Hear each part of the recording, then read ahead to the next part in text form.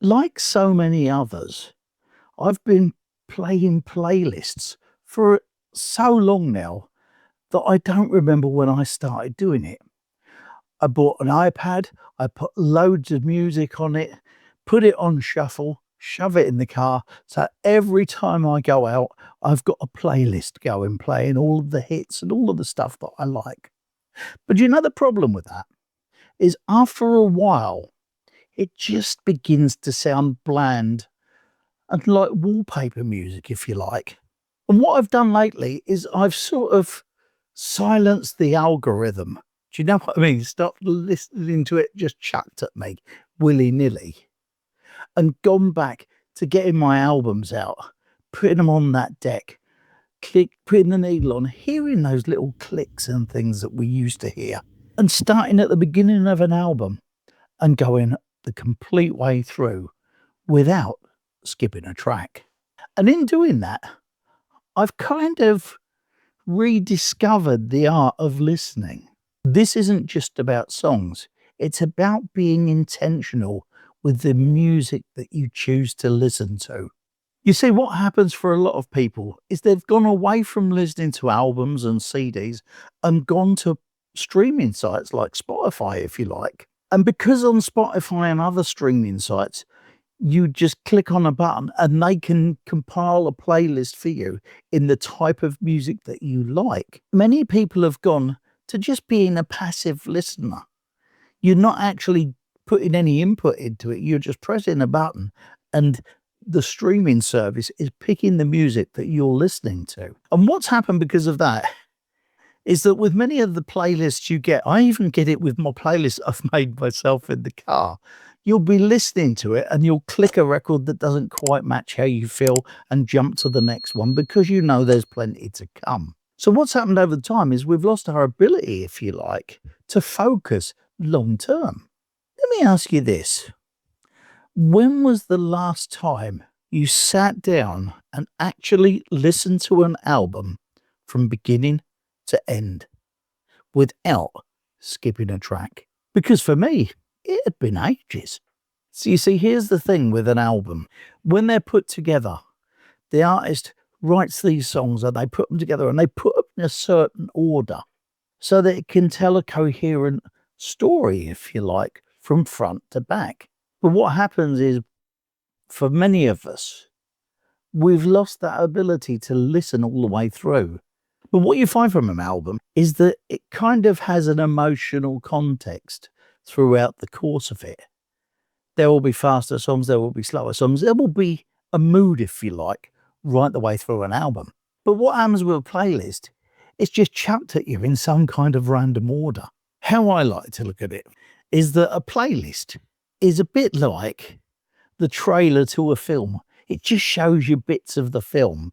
Whereas listening to a full album is like sitting back and actually watching the film from start to finish. They're two completely different entities. I've talked about this a lot lately. As well as that, there is something about picking up that record, putting it on the deck, dropping the needle down, and actually listening to it the whole way through. It's like having a ritual, if you like, in the run-up to the music. It's like that little bit of foreplay at the beginning. Whereas with digital, it's just about pressing a button, isn't it? The thing is, listening to a playlist, we get all these notifications chucked at us. We start skipping and all that kind of thing. But when you sit back and relax and listen to an album, it's kind of a relaxing, meditative state, if you like, that you can just chill and soothe yourself into that feeling of the album.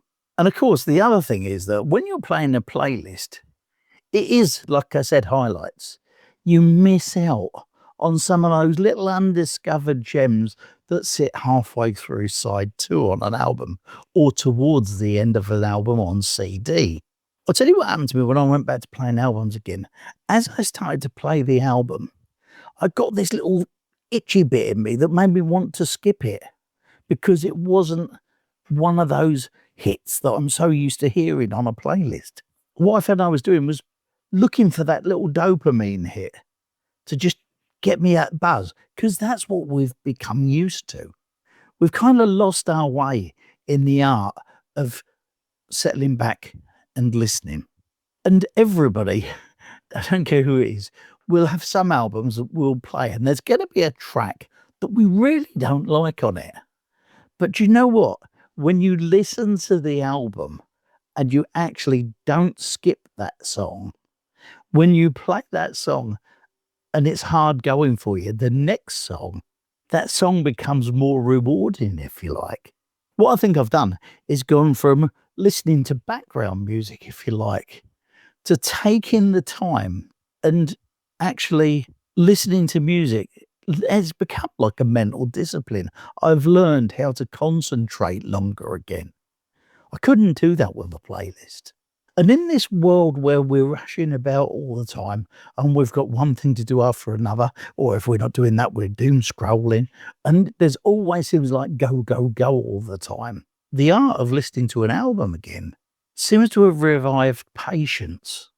Something that, to be honest, I've kind of lost along the way. If you, like me, spend most of your time listening to playlists and you've got away from that, let me propose something for you. Every day this week, just take the time to stop and listen to an album from beginning to end and see how it makes you feel. Because there is definitely a different feeling from one to the other. And like I said earlier in the video, what you're doing when you play an album from front to back, it's like choosing the whole story instead of just a snippet. And if you click up there, I'm going to talk about the first 10 albums that I ever collected. I'll see you next time.